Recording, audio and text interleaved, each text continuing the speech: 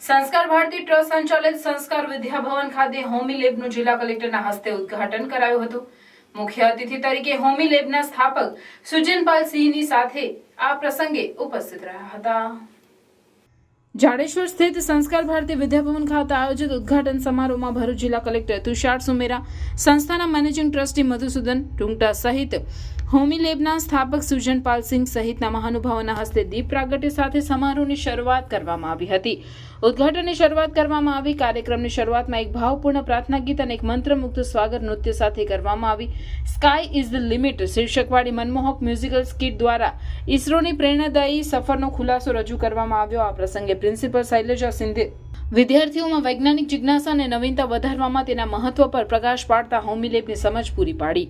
મુખ્ય અતિથિ ભરૂચ જિલ્લા કલેક્ટર તુષાર સુમેરા અને અતિથિ વિશેષ હોમી લેબના સ્થાપક સુજનપાલ સિંહે તેમના મનનીય પ્રવચન દ્વારા સભાને પ્રેરણા આપી હતી। કલેક્ટર સુમેરાએ વૈજ્ઞાનિક તપાસ અને વિવેચનાત્મક વિચારસરણીને પ્રોત્સાહન આપવાના મહત્વ પર ભાર મૂક્યો, જ્યારે સુજનપાલ સિંહે વિચારકો અને સંશોધકોની આગામી પેઢીને ઉછેરવામાં હોમી લેબની ભૂમિકા પર ભાર મૂક્યો હતો।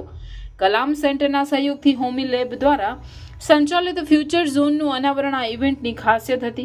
મુખ્ય અતિથિ વિશેષ અને સંસ્કાર ભારતી ટ્રસ્ટના સભ્યોએ આ ભવિષ્યવાદી જગ્યાનું સત્તાવાર રીતે ઉદ્ઘાટન કર્યું, જે યુવા દિમાગને ઉછેરવા અને તેમને અમર્યાદ શક્યતાઓ તરફ પ્રેરિત કરવા માટે તૈયાર છે। કેમ્પસ ડાયરેક્ટર કુલવંત મારવાકે ફ્યુચર વિઝન પરની આબેહૂબ પ્રસ્તુતિ રજૂ કરી હતી, જેમાં નવીનતા અને સંશોધનની સામૂહિક ભાવના પ્રજ્વલિત કરવામાં આવી છે, જે ભરૂચ અને તેનાથી આગળની ભવિષ્યની પેઢીઓને આકાર આપવા માટે હોમી લેબના આશાસ્પદ માર્ગનું પ્રતીક છે। ઉદ્ઘાટન સમારોહમાં સંસ્કાર ભારતી ટ્રસ્ટીઓના ઉપેન્દ્ર રૂંગટા અને જુગલ કિશોર રૂઈયા સહિત અન્ય હોદ્દેદારો તેમજ મોટી સંખ્યામાં વિદ્યાર્થીઓ તેમજ વાલીઓ ઉપસ્થિત રહ્યા હતા। એક એવું ઝોન કે જે વિદ્યાર્થીઓને ફ્યુચરના વિઝન સુધી લઈ જાય અને ફ્યુચર માટે વિચારતા કરે અને ફ્યુચર માટે એક નવા એના સાયન્સ માટેના દરવાજાઓ સુધી લઈ જાય, એવી એક સુંદર લેબ અહીંયા ઊભી થઈ અને ભરૂચ જિલ્લા માટે આ એક આપણી માટે ખૂબ આનંદની વસ્તુ છે।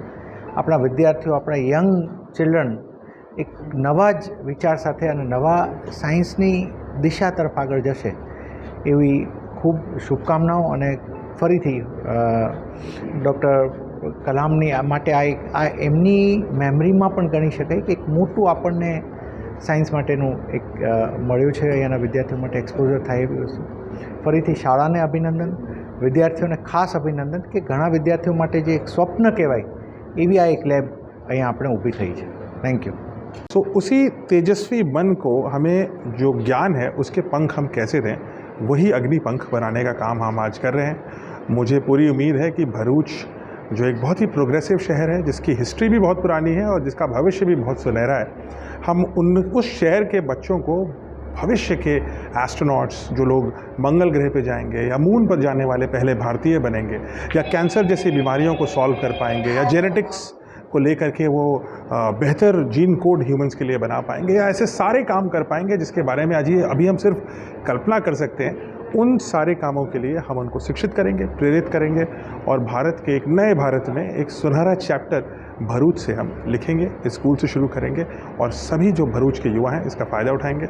ऐसी मेरी उम्मीद है और ऐसी मेरी आशा है और ऐसा ही मैं मानता हूँ।